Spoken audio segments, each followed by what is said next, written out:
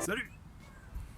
Je vais faire la deuxième partie de l'histoire du stop, la fois où je suis allé de Genève à Aberystwyth.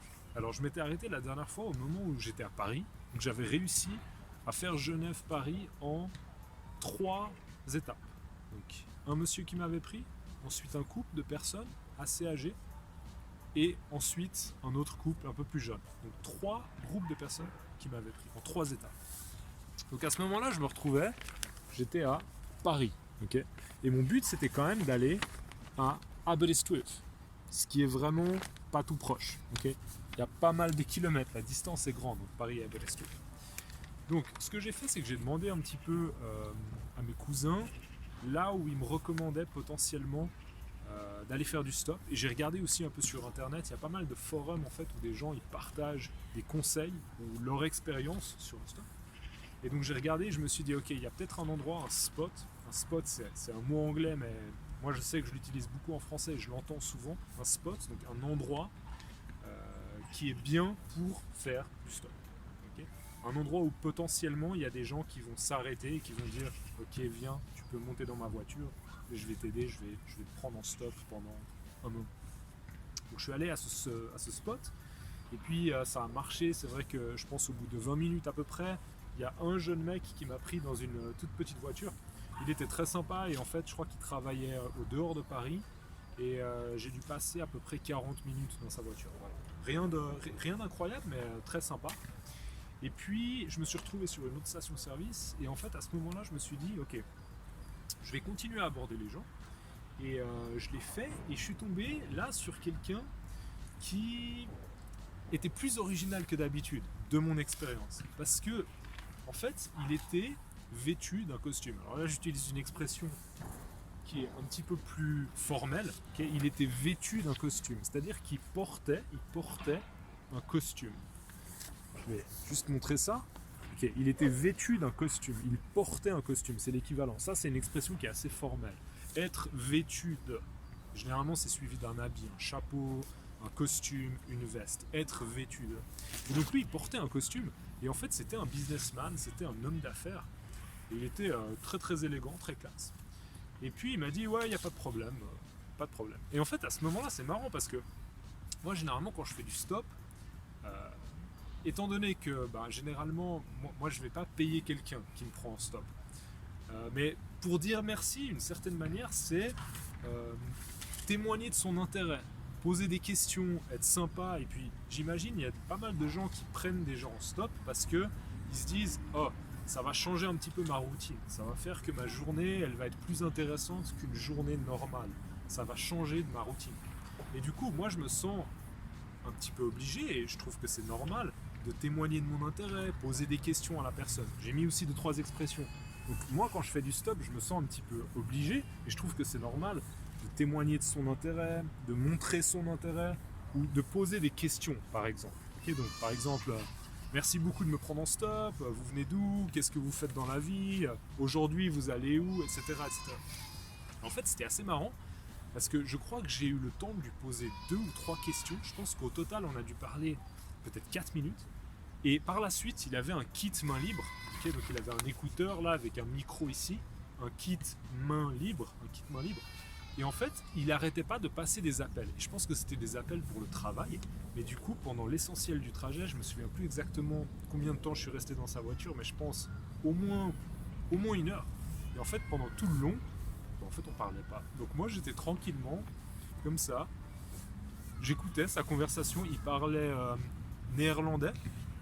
Donc il y a un ancien terme pour ce pays, mais je crois que c'est plus un terme qui est utilisé, mais c'est la Hollande. Okay, donc en français on dit les Pays-Bas maintenant. Je crois que la Hollande, je crois que c'est pas juste de dire la Hollande. Je crois qu'il faut dire les Pays-Bas, sauf erreur, ça faut que je vérifie.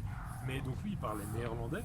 Donc moi je comprends pas trop le néerlandais. Donc j'essayais un petit peu de suivre, mais j'avais l'impression qu'il parlait du travail. Mais donc c'était intéressant. Et là encore une fois, parfois c'est un petit peu fascinant. Parce qu'on a l'impression qu'on va avoir une grande conversation, une longue conversation avec une personne, alors que non, en fait, il avait juste envie de m'aider, mais il n'avait pas forcément envie de discuter avec moi. Voilà. C'était intéressant, ça sortait un petit peu de l'ordinaire. C'était différent de l'ordinaire. Donc, lui, il m'a pris en stop pendant, je pense, plus d'une heure. Et il m'a amené à un endroit où en fait lui il continuait en direction de la Belgique et moi je devais continuer en direction d'une ville de France qui s'appelle Calais. Et à ce moment-là, je me suis arrêté donc aussi à une station-service, j'ai regardé sur ma carte, et je me suis dit ouais, probablement c'est mieux que je m'arrête là parce que c'était une station-service et donc je vais pouvoir continuer à aborder les gens, à engager une conversation pour leur demander s'ils peuvent me prendre en stop. Donc je me suis arrêté et là j'ai commencé à aborder des gens, beaucoup de gens, j'ai approché des gens plusieurs fois, plusieurs personnes et ça marchait pas du tout. Vraiment ça marchait pas. Et à ce moment-là, les sentiments ils étaient assez négatifs, j'étais un petit peu déprimé, j'avais le moral un peu genre au plus bas. J'étais un peu déprimé, j'étais découragé, j'étais blasé aussi. Blasé c'est un peu découragé. J'avais pas d'espoir, j'étais découragé. Pourquoi je fais du stop? Pourquoi j'ai pas pris un bus? Pourquoi j'ai pas pris l'avion? Donc voilà, j'ai mis ces mots-là qui sont à mon avis intéressants pour un niveau C2. Déprimé, découragé, blasé. Ok, j'étais blasé, j'étais un peu, j'ai plus envie, j'ai pas envie. Et donc à ce moment-là, c'est vrai que je pense que c'était le moment le plus difficile de tout le trajet, de tout mon voyage en stop. Et à ce moment-là, j'ai dû vraiment prendre sur moi. Je ne sais pas si vous connaissez cette expression, mais prendre sur soi, ça veut dire que il faut se maîtriser, il faut se contrôler. Parce que franchement, à ce moment-là, j'avais envie de dire ok, j'arrête tout et je vais prendre un train ou je vais prendre un bus. J'avais vraiment envie d'arrêter, j'avais envie d'abandonner. Donc j'ai dû prendre sur moi et me dire ok, il faut que je résiste, il faut que je sois un petit peu plus fort. Il faut que je me maîtrise. Donc voilà, prendre sur soi. J'ai dû prendre sur moi dans cette situation. Se maîtriser, se contrôler. J'avais presque envie de pleurer, de dire pourquoi je fais du stop? Pourquoi j'ai décidé de me fixer ce défi? C'est trop difficile. Donc j'ai pris sur moi et ça a valu la peine parce que quelques minutes après, à un moment où vraiment j'étais déprimé, j'ai continué. Et en fait, je suis tombé sur une famille. Le moment où je les ai vus, j'ai vu a priori qu'il y avait peu d'espoir parce que c'était une mère de famille, elle était irlandaise et elle était avec 2 de ses enfants. Je crois qu'elle avait plusieurs enfants, il me semble 4, peut-être 3, je me souviens plus. Mais dans la voiture, il n'y avait que 2 de ses enfants. Et en fait, il y a le siège, donc c'était une voiture irlandaise. Donc le volant, il était là, sauf erreur, et le siège passager, il était en fait replié. D'accord? Je pense que l'idée c'était pour que les enfants puissent dormir pendant le trajet. Et du coup, il y avait le siège passager qui était replié, il y avait le siège de la personne qui conduit, et à l'arrière, comme le siège passager il était replié, à l'arrière il n'y avait qu'une seule place. Donc visiblement, il y avait très peu de chances que eux ils puissent me prendre en stop parce qu'il n'y avait pas de place. Mais comme ils avaient l'air sympas, ils parlaient et je trouvais que la mère elle était souriante, elle avait l'air sympathique, je me suis dit je vais quand même leur demander. Et du coup je leur ai demandé et elle était très sympa, elle m'a dit ouais je suis sûr qu'on peut trouver une solution, il n'y a pas de problème, on va essayer, il n'y a pas de problème. Et du coup ces gens là ils m'ont pris, là il faut que je monte sur la carte. Parce que c'est quand même, ça m'a vraiment marqué, ils ont vraiment fait preuve d'une générosité qui est incroyable, c'est une grande générosité. Et donc à ce moment-là, j'étais encore en France à ce moment-là, c'est ça qui est incroyable. J'étais là, pas loin de Calais, et donc là, ils m'ont pris jusqu'à Londres. À Londres, j'ai passé une nuit chez leur fille, donc on a fait une pause tous ensemble, et donc ils m'ont hébergé, c'est-à-dire que moi j'ai pu passer une nuit dans l'appartement de leur fille avec eux, pour qu'on puisse se reposer, pour que la mère puisse se reposer, parce que bien sûr elle était fatiguée de conduire. Et donc depuis Londres, on a traversé le lendemain toute l'Angleterre et le Pays de Galles jusqu'à Fishguard. Et donc c'est assez fou, ça veut dire que j'ai passé, je ne sais plus exactement combien d'heures j'ai passé avec eux, mais au moins 8 heures, au moins 10 heures, sans compter même la nuit. Donc 10 heures de conduite et une nuit.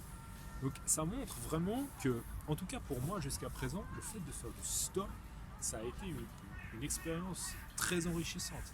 Et j'ai vraiment l'impression que les discussions que j'ai eues avec ces gens, c'était un petit peu... c'était comme si je faisais partie de leur famille pendant un tout petit moment. Et vraiment, je discutais, on parlait de tout et de rien, on parlait de plein de choses.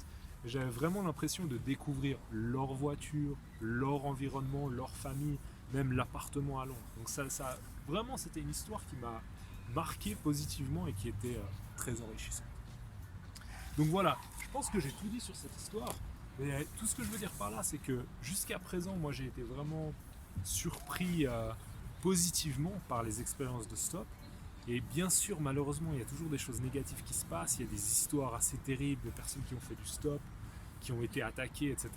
Je pense qu'il faut voir comment on le fait. Peut-être que des fois, il vaut mieux le faire avec un ami, peut-être. Mais c'est vrai que c'est aussi plus difficile de faire du stop avec un ami.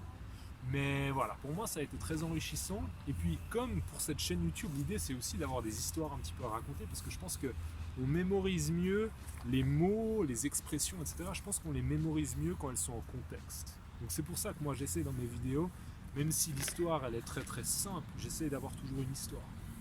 Et du coup mon but c'est aussi de refaire du stop prochainement, parce que peut-être que en faisant du stop, j'aurai des nouvelles histoires que je pourrais raconter et je pourrais en faire justement des vidéos. Donc voilà.